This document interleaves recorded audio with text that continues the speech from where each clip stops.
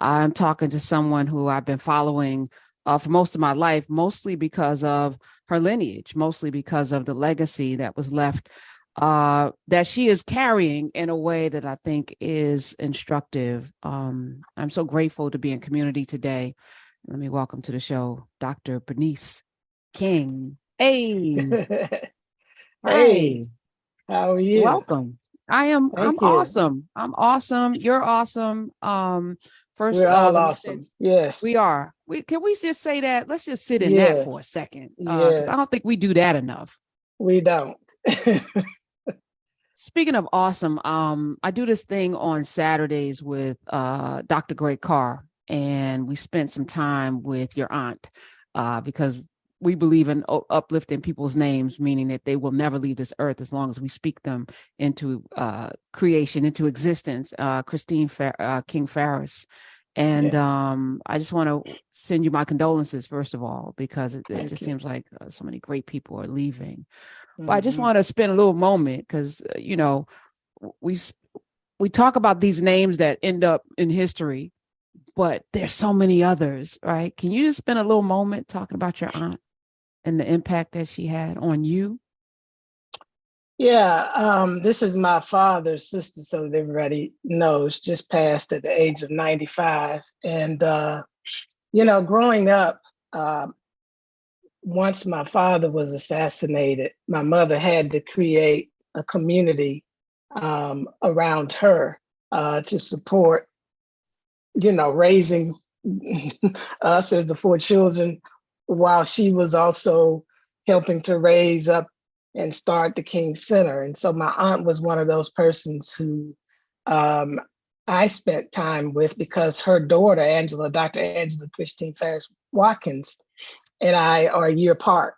And so many times when my mom would go out of town, she would, especially on the weekends, she would send me over to Aunt Christine and Uncle Isaac's house. And I really enjoyed, being there, watching my aunt. My aunt was like my mother, a master of, um, what do you call it when you doing a lot of things at once, Juggle multitasking, it, multitask. Yes. juggling a lot. She was a mother.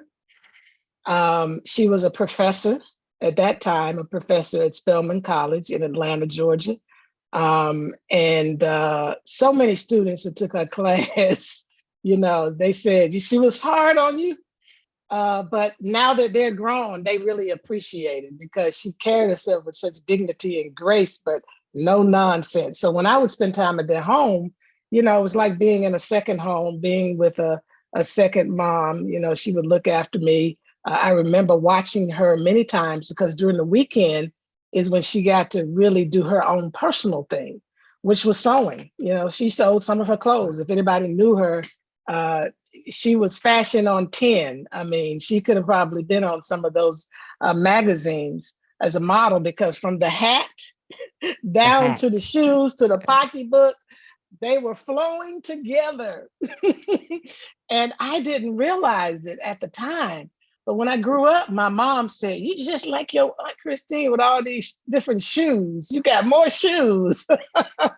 So I guess I was just watching her and admiring the way that she presented herself in public, and I just remember so often on Sunday mornings getting up and she was right there fixing us breakfast before she took us down to my grandparents' home, Daddy King, Mama King, which was right around the corner, for us to ride to church with them while she went back home to get ready for church. So she got us ready because she wanted us to get to Sunday school.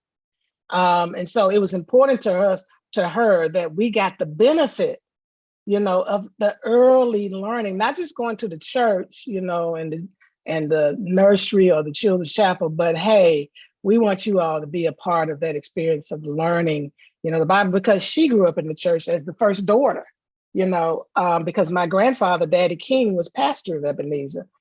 And so she wanted to make sure we had that experience. And I so appreciate her for that.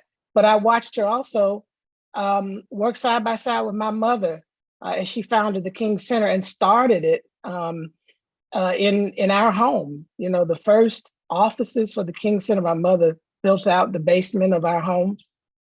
Um, and Aunt Christine, every day, starting in 1968, after my father was assassinated, as you know, my mother founded the King Center 2.5 months after my father was assassinated, June 26th, to be exact. And every day after she, not in the summertime because they were out of school, but after she would do what she was, professionally called to do as a professor, she would leave Spelman College, pick up her son and daughter, Angela and Isaac, bring them to our home, and she would go in the back study across from my parents' bedroom, which was my mom's bedroom at this time. But that office was the same office my father worked out of. And she would do the bookkeeping for the King Center. And so she spent time doing, back then, everything was so manual. You're doing things instantly now. So it took a little time, a couple of 3 hours. And then she would go into my mom's bedroom and they would talk for 2 more hours. Now she has her 2 children there. They got to go to school the next day. But, she knew that we were at home. We were all a family. So they would do homework with us, in the evening time. And then, if we fall off to sleep, they'll take little naps, on the little sofas that was in our bedrooms. I had a bedroom with my sister Yolanda. My sister wasn't there at the time because she had gone away to college. She and I are 8 years apart, and she went to college early. And then Isaac would do it in the boys' room, Martin and Dexter. So I just remember her faithfulness, her devotion, and sacrifice. She was the longest serving volunteer for the King Center because she was the treasurer. She didn't take a salary. She helped my mother in planning the first Institute on Nonviolence in the early 70s. She wrote our official nonviolence for K through 12 curriculum. We are, in fact, getting ready to reintroduce that curriculum very soon. Teach King is what it's called, TEACH, capital K in a parentheses, ING, for schools all over this nation. We hope to one day be, well, I don't know, it's a different thing across the world, but at least for our nation, this curriculum will be available. And Christine wrote that. She led our first early learning academy. The King Center had an early learning academy because my mother wanted to ensure that from K through adulthood, that people were exposed to the spirit and the essence of nonviolence. So we had that early learning academy that Christine was the first director of. I'm telling you, she did so much. Yeah. She was, as a member of Ebenezer, she worked with, back then it was it's still WAGA TV. It's now Fox 5 in Atlanta. But we had at Ebenezer the really one of the first telecasts, for the Black community in Atlanta.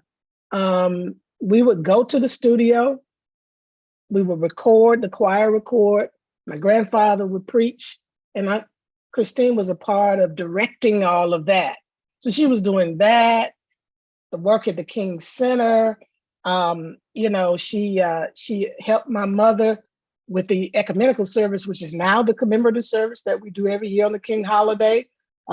She was over the planning committee for all of that, as well as our awards show that started in the 80s, Salute to Greatness, which is now our beloved community awards. She was over the planning team for all of that. She just did, so much stuff. And she did it with such elegance and grace. I said this at her service. I said she was we come from a family of warriors. People know the frontline warriors, my grandfather, my father, my mother, but Aunt Christine was a quiet warrior because this is a woman who lost both of her brothers in a violent way. A lot of people still don't know that my Uncle A.D. Did not drown. He was found in his pool. He had no water in his lungs. So it's some kind of foul play. At least we believe he was thrown into the pool. So she lost both of her brothers very young. He was 38, my father's 39 when he was assassinated, a year apart, 68, 69. She was in the church when her mother got murdered. while playing Front the piano. Lord's Prayer at the organ. This is my aunt. These tragedies. And, she was the last remaining member. Her father, passed in 84 from a heart attack. But she never was bitter. She always had this, attitude of, we have to keep moving on. We keep that faith. And she lived so many years after that, from 84 to just almost 94, almost 40 years after the last one passed. And she still had this elegance and she had this way of carrying herself with dignity and grace and with fashion. You would never see her, out of sorts. Well, Yeah. I often So say you have to I be. took a lot from her. I I was took a gonna lot from say, her and my mom. I mean, those two strong women in my life were come anchors. on. I'd say you have to see a thing to be a thing, but apparently you have to see a thing to be a king. To be a king. Yeah. And let me just say this. This is the final thing. She was part of my early learning reading experience because she's professor with the reading at Spelman College. And at her house, I remember the Dick Jane, I can't remember all those people, C but Dick Spot Jane Run. and See Spot Run. Yes. Yeah. I would read those on Saturday morning at her house. But yeah, she was responsible for sowing a lot of good seeds into my life. I'm glad I started there, on so many levels. When we see you, you're 5 years old.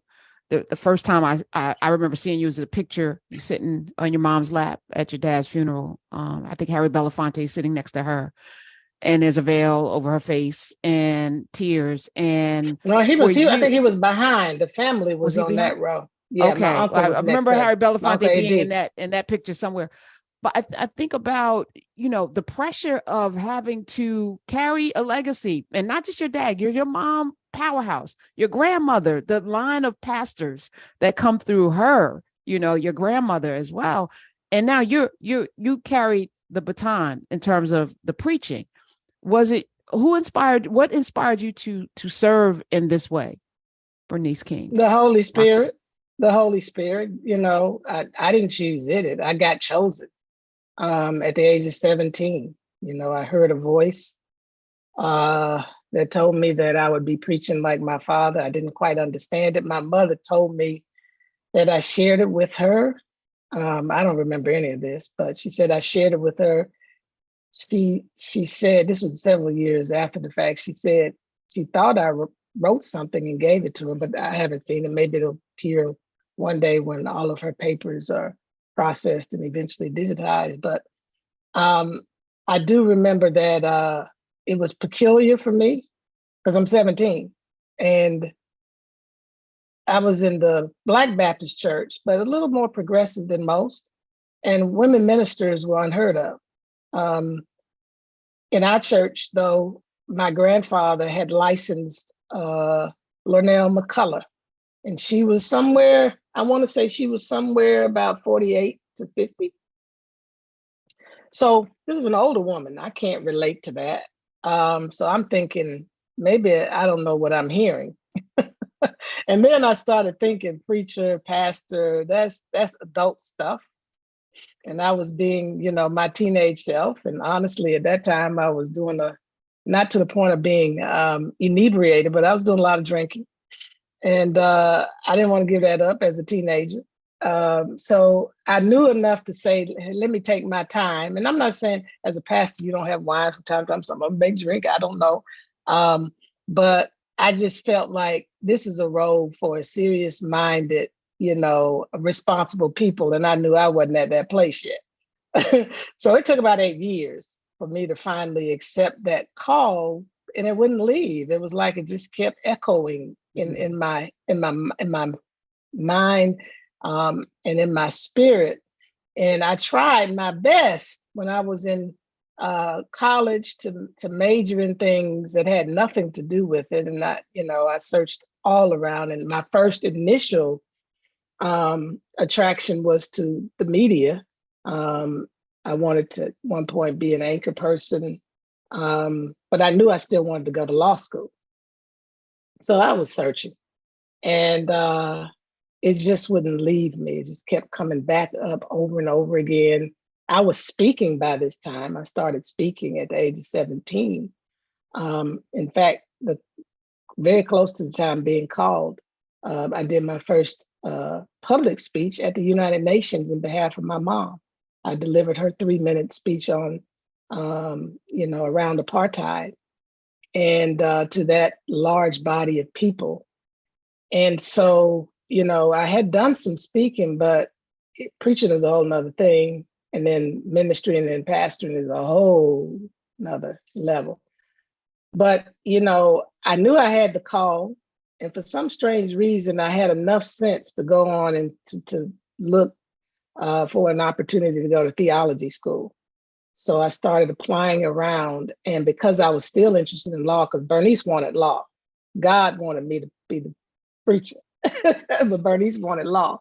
So I guess we worked out a deal, and I was able to do both. There were 2 schools in particular that had a joint degree, a doctorate of law degree and a master of divinity, and I opted to apply to both, Vanderbilt and Emory. Emory gave me a full ride in both schools, Vanderbilt only in the theology school, and I had to calculate. Now, the cost to pay for law school, room and board, and the travel back and forth to Atlanta versus paid for. So I went to Emory because it was all paid for and I could still be at home in Atlanta. So that's the choice I made. And it was in the middle of that experience of being at Emory, and in particular, the law school, where my life really took a turn because I had not done well in law school. I ended up on probation the first 2 months. When I started law school, I lost a cousin. And suddenly, like 3 days before, and I think the trauma, because once you have one death, each one of them comes back up and you start reprocessing all of it. So it gets compounded. Yeah. And so I think that's really impacted me that first semester. And then the second semester, every year, remember, I was publicly speaking. So every year I would be out of class, during the January time period, because that's when Daddy's birthday was. So I would accept speaking engagements. So I'm behind, trying to catch up in that second semester. And so I was on probation both times, both semesters. And they brought me in, sat with me and said, look, if you don't do something better, if you don't improve over the next semester, next year, we're going to have to kick you out. I went home, got a knife, and I was sitting up there trying to figure out how to do this without pain. My roommate came down, I said, what are you doing? And she went back upstairs. I guess she went to call my mom. And but while she was away and I was dealing with this, the Holy Spirit said, put the knife down. People are going to miss you. Miss me?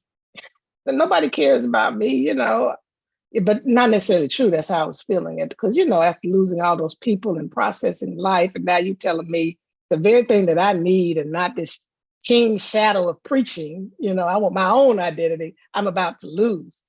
So you have a call. And it was like my own resurrection experience because I was feeling very alienated and almost, in a place of death, spiritually and emotionally. And that point on, I literally said, I give my life to you, Jesus Christ. And that was a change. And shortly thereafter, I went to visit my pastor and told him I was ready to accept my call and do the first sermon. So that was around 87. And then the sermon took place March, the night before my 25th birthday in March of 1988.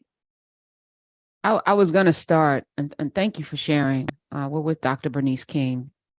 I was going to ask how you navigate the huge shadows cast by both your parents, by your family's legacy, and carve out your own space. And you've managed to do that. You've managed to figure that out, but it has to be an enormous, maybe a burden. I don't know how you even, you're carrying a name and you look just like both of them. You carry their face, their visage. How do you do that? And then to share this story, I know somebody need to hear that today, because for people who don't have famous parents that they have to live up to, or folk that have made an impact that it's global and forever, just living every day is tough for people. There's an enormous amount of loneliness and isolation with all of this connectivity with the internet and social media. We're more separated than ever before. How do you suss out where we are right now as people, and then yourself? So, it hasn't been easy, wrestling with the identity of being a king, because you go through different phases of your life as a young person, as a young person, then as a young adult, you're always searching for your own identity and want to carve out your own pathway. But my parents did such enormous work, and I had time to work it out. Fortunately, God gave me grace, because as long as my mother was here, I could stumble and trip and fall and get back up and trying to figure all of this out and not feel the sense of responsibility, or not have the responsibility to be so I won't say just perfect, but to carry this legacy of my father's.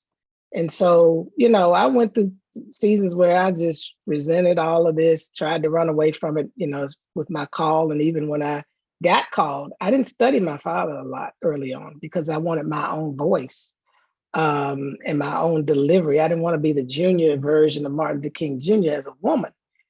Ironically, people tell me I turned into that, but it's not because I literally studied him, because I did not. And my mother was just amazed when I preached my first sermon. She said, do you remember watching your father? Because you have gestures like him when you do your finger like this and you're preaching, and there are other ways you do your eyes. I said, no, I don't remember any of that. But the biggest thing that was helpful is what my mother said, very early on, before I even fully understood the work that they were doing. She used to tell all of us, you don't have to be me. You don't have to be your father, but whatever you do in this life, be your best self. So that's been kind of like an anchor throughout this process. And so as I pause, I just want to say, never ignore the adults in your life. There's a lot of tension when you're young, they don't understand, we a different generation, they're just old, but they're dropping wisdom and nuggets. They were young once, yes, the time was different, but there's certain basic things that are fundamental to navigating life. There's certain things in life you discover you can't do nothing about. So that serenity prayer that my mother used to always tell me as well, God grant me the serenity to accept the things that I cannot change, the courage to change the things that I can, and the wisdom to know the difference. You get to that place where you understand these certain things about life and about people. People are flawed. There's good in the worst of us, and there's bad in the best of us. These are the things that she helped me to really understand in life.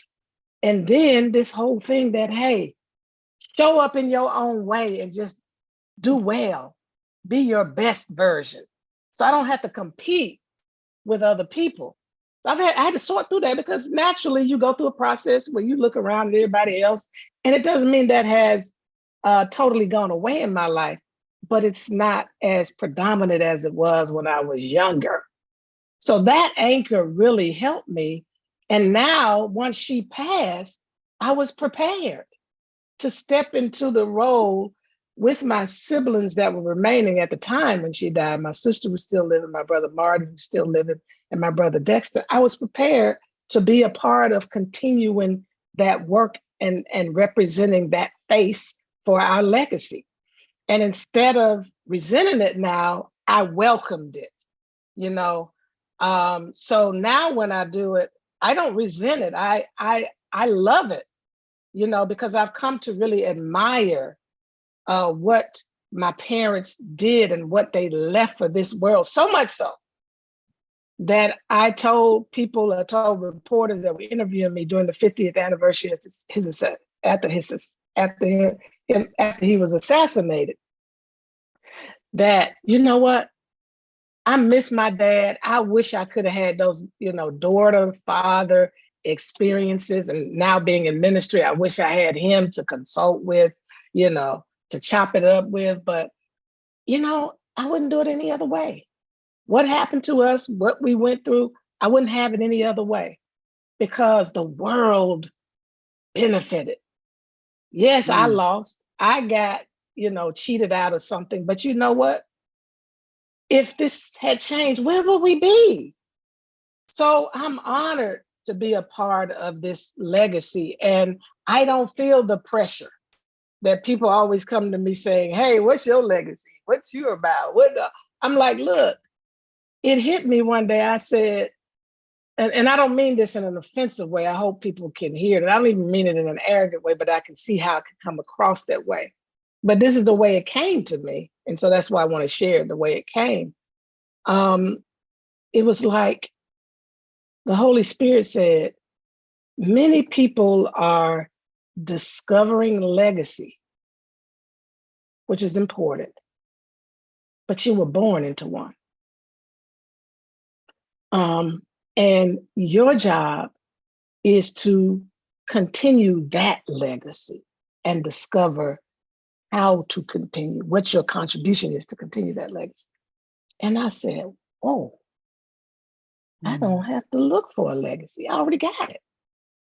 And so the work of nonviolence, the combination of what that is with love and spreading that in the world and helping to develop a cadre of people, an army of people who truly understand it and can live it out in their daily lives, and in their engagements, is what my work is. My mother established the foundation of helping people to understand this was one of the greatest things that Dr. King left with us. How do we create change in a way that preserves the dignity of the human personhood? And so she established that institution, and she spread things out. She started the work, but now it's like we got to do what Daddy asked us to do in his Nobel Peace Prize lecture. He said, I suggest that the philosophy and strategy of nonviolence immediately, keyword, become a subject of study and serious experimentation in every field of human conflict, by no means excluding relations between nations. He said that in 1964. Fast forward to 2022, the King Center, where I serve as the CEO, as you said, the institution my mother founded in 1968, launched the first ever in the world Nonviolence 365 online experience, where you can study that. He said, that it would immediately become a subject of study. Now you can study it.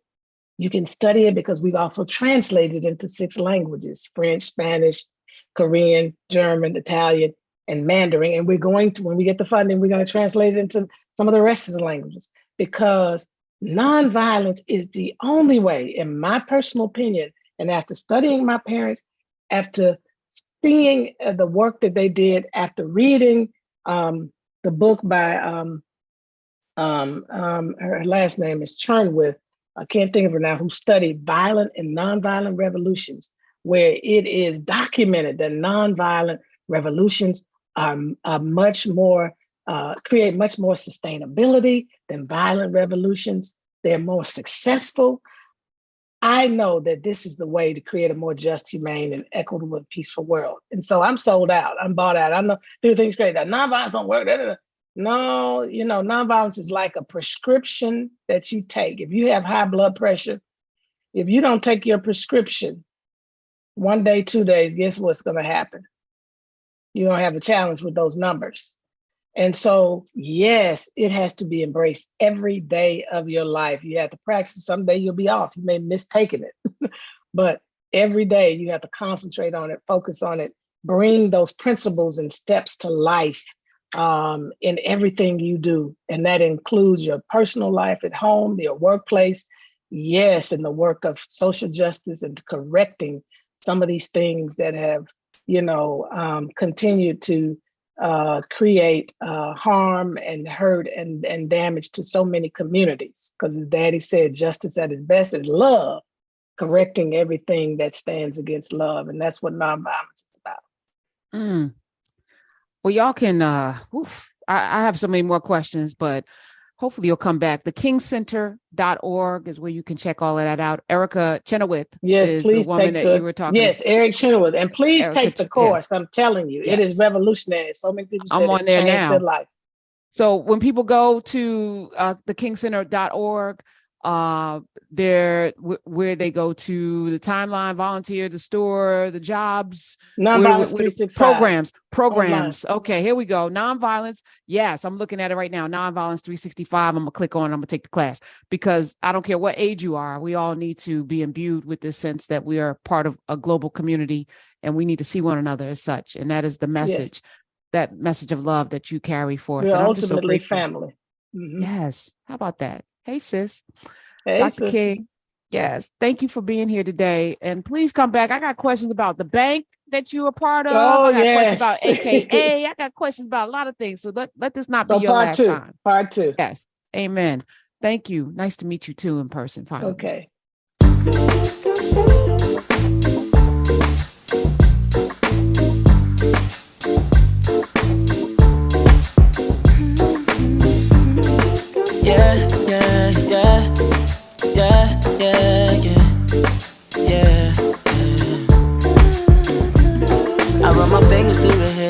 As she smiles and says that she loves me. Isn't it lovely when the one you love thinks